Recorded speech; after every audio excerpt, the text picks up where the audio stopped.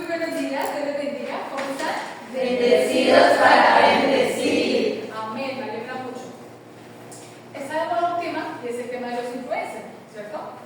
Entonces, hay influencers que enseñan cosas súper chéveres, súper buenas, súper entretenidas, otros que no tanto.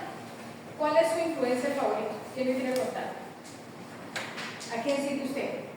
¿Un youtuber o un tiktokero? Bueno, como se diga. Camila, ¿a quién sigue? Uy, ¿a quién sigue? ¿A nadie? ¿Ustedes no siguen a nadie en las redes? A mí me gusta seguir a alguien en Instagram que hace mucho ejercicio para seguir la rutina de él. Ah, bueno, para seguir rutinas de ejercicio es una buena influencia. Darle un día a un TikToker que de bebés. ¿Qué hace? Zumba. Ah, de Zumba, muy bien. ¿Quién más sigue? ¿Algún youtuber, algún influencer, hermana? También una chica japonesa o china que hace ejercicios. ¿Qué hace ejercicio? Yo le sigo que hace ejercicio. Yo quiero que lo vean. Yo, al contrario de los ejercicios, sigo a gente en TikTok que pues preparan comida. Que preparan comida. Yo la que come comida. Come, le gusta comer. Ah, bueno. Hay influencers en todas las áreas. No todos son malos, no todos son buenos. Pero nosotros, como hijos de Dios, como creyentes, tenemos un influencer. ¿Cuál es ese influencer? Dios. ¿Cómo nos influencia Dios a nosotros? ¿Por medio de qué? Muy bien, Samuel, por medio de su palabra. Vamos a leer porque la palabra debe ser nuestra mayor influencia, la palabra de Dios. 2 Timoteo 3, 15, 16, 17 dice así: desde la niñez has sabido las sagradas escrituras, las cuales te pueden dar la sabiduría que lleva a la salvación mediante la fe en Cristo Jesús. Toda escritura es inspirada por Dios y útil para enseñar, para reprender, para corregir, para instruir en justicia, a fin de que el hombre de Dios sea perfecto, enteramente preparado para toda buena obra. Esta es la versión Nueva Biblia de las Américas. Entonces, ¿qué vemos en este texto? El apóstol Pablo le está escribiendo a Timoteo, le está diciendo: desde la niñez has sabido las sagradas escrituras. ¿Cuántos como yo desde la niñez conocen las escrituras? ¿Son cristianos? Solo la hermana Ana también, solo Lorena no, excelente. Entonces acá ya todos crecimos conociendo la palabra de Dios. ¿Cómo le sucedió a Timoteo? ¿Cuál es el poder que tiene la escritura según este texto? De cambiar, de transformar. ¿Qué dice allá? Nos da sabiduría. Ah, bien. ¿Nos da qué? Sabiduría. Las escrituras que nos dan, Santiago, sabiduría. ¿Para qué es esa sabiduría? Para la salvación. Pues, ¿quieren ser sabios? Amén. Hay que leer la escritura, hay que leer la palabra de Dios, porque nos da sabiduría para la salvación. Es decir, nos lleva a tener fe en Cristo Jesús. Ese es el poder que tiene la palabra. Cuando usted esté desanimado, o si se ha sentido desanimado, no, ¿será que Dios existe? ¿Será que Dios sí me puede sanar? ¿Será que Dios puede cambiar a mi papá? ¿Será que Dios sí me puede ayudar en el ICFES? Bueno, si uno está dudando, significa que dejó de leer la palabra de Dios. Porque por allá Romanos 10:17 dice, ¿qué dice? La fe viene por el oír por la palabra de Dios. Entonces necesitamos fe. Amén. ¿Qué debemos hacer? Leer, escuchar la palabra de Dios. Y dice, toda la escritura es inspirada por Dios. ¿Quién se acuerda, quién sabe qué significa la palabra inspirada por Dios? Exhalar, soplo, significa que viene directamente de Dios. La escritura es exhalada por Dios, o sea que es de Dios. Los profetas, ¿qué mensaje hablaron? ¿El de ellos mismos, el que se les ocurría? ¿O qué hablaban? ¿El mensaje de quién? De Dios. El mensaje de Dios. Entonces leamos, por ejemplo, Joel capítulo 1, versículo 1. ¿Quién me encuentra la 1? ¿Quién me encuentra las 2? Joel 1:1. Así inician los libros de los profetas: Isaías, Jeremías, Ezequiel, Oseas, Joel, sí también. Joel 1:1, ¿qué dice? Puedes allá, 1:1 dice: Palabra de Jehová que vino a Joel, hijo de Betuel. ¿Palabra de quién? De Pero Jehová. la palabra es inspirada por Dios, las escrituras son la palabra de Dios. Los profetas hablaron la palabra de Dios, el mensaje que a ellos se les ocurría. ¿Cierto? ¿Se acuerdan qué dijo el Señor Jesús sobre la escritura? Que la leyeran porque en ellas se estaba refiriendo a ella. Sí, señora, San Juan 5:39 creo que dice eso. Ustedes escudriñan las escrituras porque les parece que ella tiene la vida eterna y las escrituras me señalan a mí. Muy bien, ¿qué más dijo el Señor Jesús de las escrituras? ¿Podían ser quebrantadas o no? Juan 10:35, la parte B. Por favor, lo buscamos y busquemos en Mateo 24:35. Y ustedes bien saben que las escrituras no pueden ser modificadas, así que si las personas que recibieron el mensaje de Dios se les llamó dioses. El contexto es que es un salmo, pero lo que vamos a hacer énfasis ahorita es en que las palabras del Señor Jesús, en cuanto a la escritura, las escrituras no pueden ser quebrantadas, no pueden ser anuladas, porque son la palabra de Dios inspirada por Dios, son verdad. Por lo tanto, Mateo 24:35. El cielo y la tierra pasarán, pero mis palabras no pasarán. ¿Las palabras del Señor Jesús van a pasar? No, puede que pase el cielo y va a pasar la tierra, pero las palabras del Señor Jesús no van a pasar. ¿Dónde están registradas estas palabras? En el Nuevo Testamento. Muy bien. Pero las palabras del Señor Jesús eran cualquier cosa lo que a él se le ocurría decir, o de dónde sacó esa palabra. De la ley y las profecías. De la ley de los profetas, él iba a explicarle, vino a cumplirla así. Leamos Juan 12:49. Juan 12:49. Yo no hablo con autoridad propia. El Padre quien me envió me ha ordenado qué decir y cómo decirlo. No hablo por autoridad propia. El Padre que me envió me ha ordenado. ¿Esa qué versión es? Nueva traducción. Nueva traducción viviente. ¿Qué dice la Valera? ¿Alguien que explica la Valera? Santiago. Duro. Porque yo no he hablado por mi propia cuenta. El Padre que me envió, porque yo no he hablado por mi propia cuenta. El Padre que me envió, él me dio un mandamiento de lo que he de decir y de lo que he de hablar. El Señor habló el mandamiento de Dios. Lo que el Padre le dijo. O sea, la palabra de Dios. Antiguo y Nuevo Testamento es la palabra de Dios. Juan 6:63. ¿Cómo es esa palabra de Dios que el Señor Jesús habló? Juan 6:63. Solo el Espíritu da vida eterna. Los esfuerzos humanos no logran nada. Las palabras que yo les he hablado son espíritu y son vida. Son espíritu y son vida. Son espíritu y son vida. Las escrituras nos llevan a crecer en la salvación, dijo el apóstol Pedro por allá en 1 Pedro 1:20 algo creo, no me acuerdo. Pero las palabras del Señor Jesús nos dan vida eterna, porque nos revelan la salvación, que es mediante la fe en Él mismo. Y el apóstol Pedro, 2 Pedro 3:15, búsquenlo por favor, nos habló sobre las escrituras del apóstol Pablo, aprobando esas escrituras, diciéndonos que eran un poco difíciles, pero que él había explicado la salvación. Y recuerden que la paciencia de nuestro Señor da tiempo para que la gente sea salva. Esto es lo que nuestro amado hermano Pablo también les escribió con las escrituras que Dios les dio. La paciencia del Señor es para que seamos salvos, lo dice el apóstol Pedro, pero ahí nos está diciendo que también lo explicó el apóstol Pablo con la sabiduría que él había recibido. ¿Quién le dio la sabiduría al apóstol Pablo para enseñar la escritura? Dios.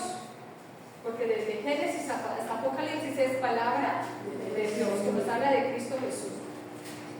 El Apocalipsis es la revelación de Jesucristo. Teniendo en cuenta esto, entonces continuamos con este versículo. ¿Es útil para qué la palabra? Para enseñar. ¿Sí se enseña? Sí, señor. ¿Cómo está esta otra versión de la Valera? Para enseñanza, dice el idioma original, dice enseñanza, dice para enseñanza. O sea, es un único libro que enseña la salvación. nos redarguye. Redarguir significa que nos convence de nuestro pecado, pero nos muestra,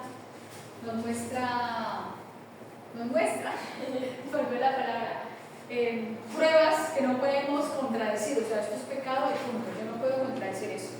¿Alguien de ustedes te dice, yo aprendí con la Biblia que esto era pecado? ¿Qué?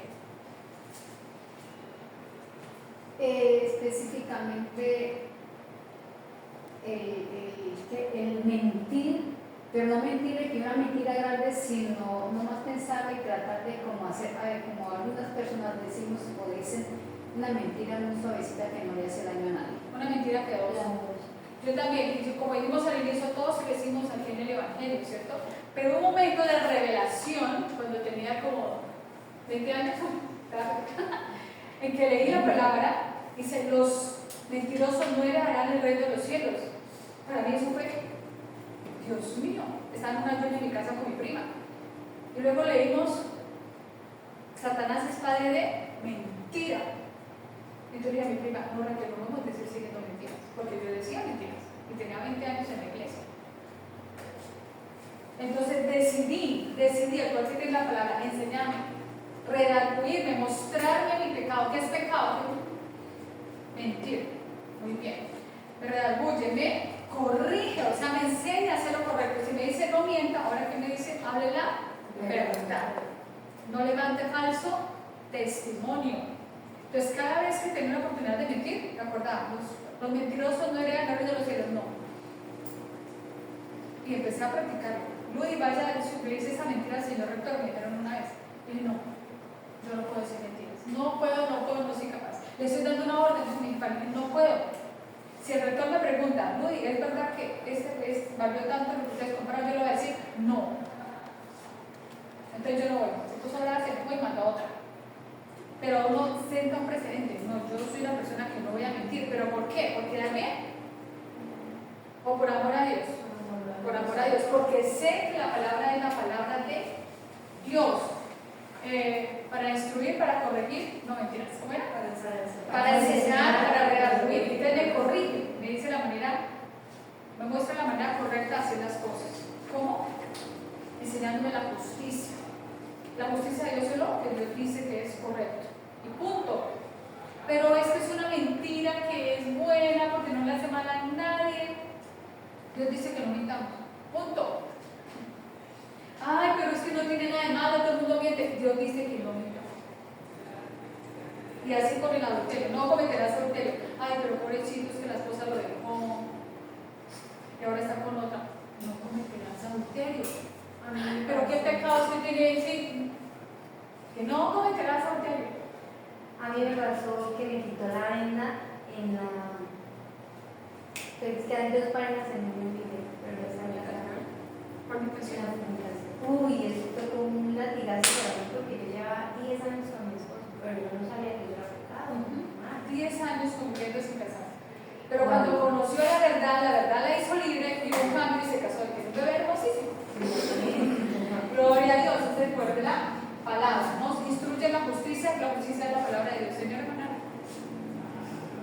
Mentir que uno cree que está haciendo el bien. Personalmente, alguna vez fui a aceptar la propuesta de que yo firmaba unas horas extras, yo no las trabajaba, las hacía un compañero que ganaba menos que yo de acuerdo al escalafón, que yo lo estaba haciendo bien, porque él trabaja, le pago, le doy la plata. Pero resulta que pasó una semana después que el rector me dijo, espera Anita, y después hablamos, para que estás esa semana, y esa semana yo no podía hacer eso, porque eso es mentir. Dios sí sabe. Yo no voy a firmar allá cuando hago que yo no lo voy a hacer. Exactamente, redarguir, la palabra tiene ese poder de transformar. Entonces le dimos una hojita así para hacer este ejercicio. ¿Qué vamos a hacer? Vamos a revisar cómo afecta esa siguiente parte de la lección de hoy. ¿Cómo afecta el saber que la Biblia es la palabra de Dios? ¿Cómo afecta mi vida? Me transforma, como los ejemplos que hemos dado. Pero vamos a ver situaciones específicas. Entonces, por ejemplo, el tema del embriagarse. ¿Qué dice la cultura? El embriagarse está bien, porque la pasamos bueno, porque la pasamos chévere. Cuando ustedes asisten a reuniones familiares, cumpleaños, celebraciones de fin de año, matrimonios, proms en el colegio, 15 años, de gente que no es cristiana. Hay ambientes donde se bebe. ¿Ustedes qué hacen? Como un chavo. ¿Cómo y me voy? ¿Por qué? Porque no estamos cómodos. Por ejemplo, yo me siento incómoda. Porque no nos sentimos cómodos, porque no es nuestro ambiente. ¿Qué dice la palabra con respecto a las personas que se embriagan? Pauli, ¿me lees, por favor? Ni los ladrones, ni los avaros, ni los borrachos, ni los maldicientes, ni los estafadores heredarán el reino de Dios. ¿Qué pasa con esa gente que se embriaga para pasarlo bueno? No heredará el reino de los cielos. Entonces, ¿cómo me afecta? ¿Yo qué hago? Al saber esta verdad, al tener esta cultura, al saber esta verdad, ¿yo qué hago? Escriba ahí lo que usted hace. Solo me tomo 3 para entonarlo. ¿Sí?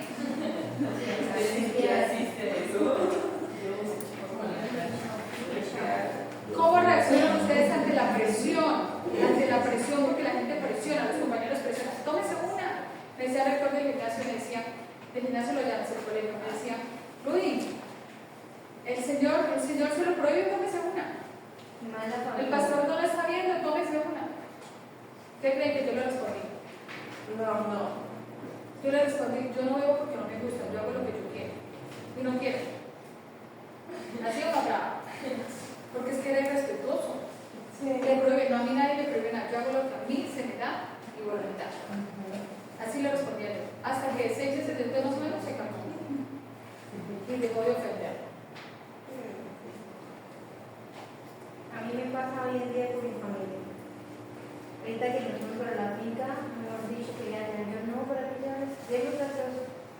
Con la familia, porque la familia presiona. Cuando yo estaba en el colegio, estábamos en un almuerzo, pues yo tenía 16 años, ¿ven? Porque es que era un poquito bravo.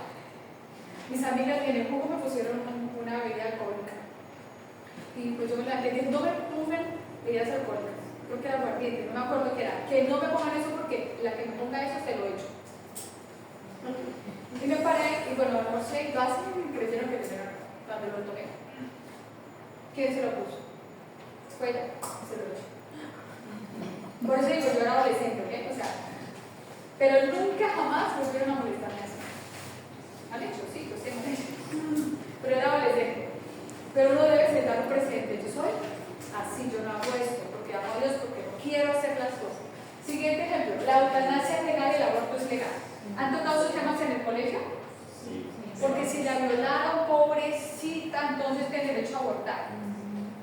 Porque es un trauma para la niña. O porque quedó embarazada a los 15 años. Es una niña, no puede ser mamá.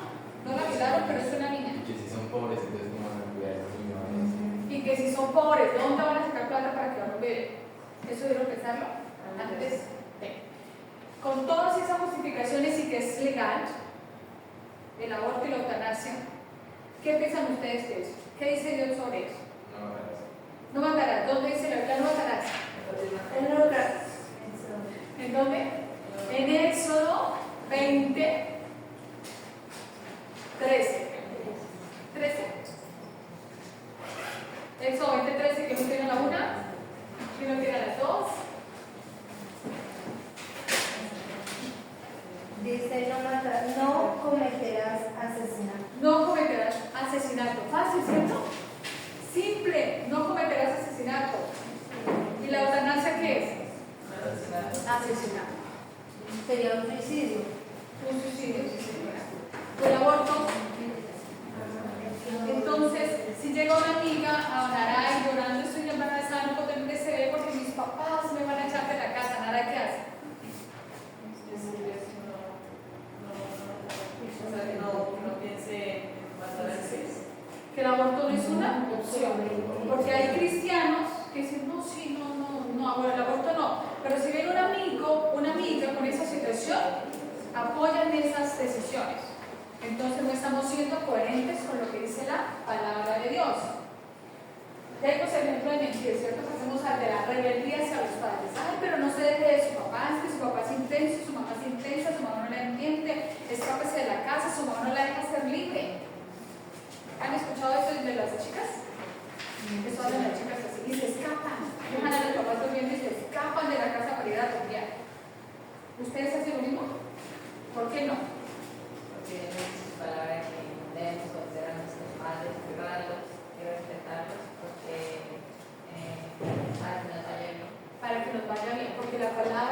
modela nuestro comportamiento. La palabra nos influencia, la palabra nos dice qué debemos pensar y lo que pensamos es lo que Dios dice y obramos de acuerdo a eso. Entonces vamos a ser personas que honramos a los padres, ¿cierto? Santiago, no vamos a gritar a la mamá, no vamos a hacer pataletas, no vamos a tirar las cosas, porque eso sería deshonra. Y si lo hacemos hay que escuchar la palabra que dice honra a tu padre y a tu madre y orar por eso y empezar a cambiar esos comportamientos.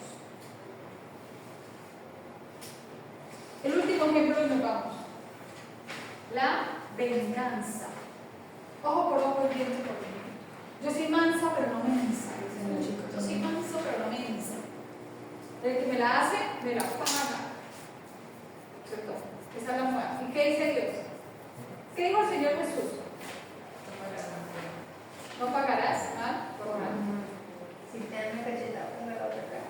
Si te dan un golpe en una mejilla, por la otra mejilla. ¿Será fácil? Difícil. ¿Pero será que podemos? ¿Por qué podemos? Porque el Señor Jesús lo hizo porque nos dio el Espíritu Santo, dominio propio, amor, paciencia, gozo, benignidad, bondad, fe, mansedumbre. Y otra parte que la iglesia que el Espíritu Santo nos prepara para toda buena obra. La palabra nos prepara para toda buena obra. Y la venganza no es una buena obra. ¿Qué debemos hacer? No tomar venganza, listo. Entonces, ¿qué debemos hacer? ¿Qué enseñó el Señor Jesús? Le damos Mateo 18, 21, 22.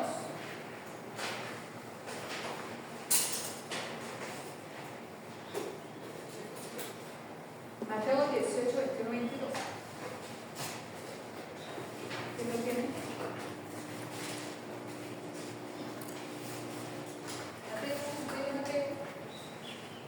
Luego Pedro se le acercó y preguntó, Señor, ¿cuántas veces debo perdonar a alguien que peca contra mí? ¿7 veces?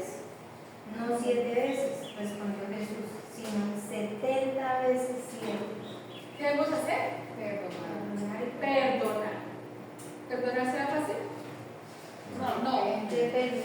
Depende el temperamento de la persona, depende de la madurez espiritual de la persona, depende de las circunstancias, muchos factores.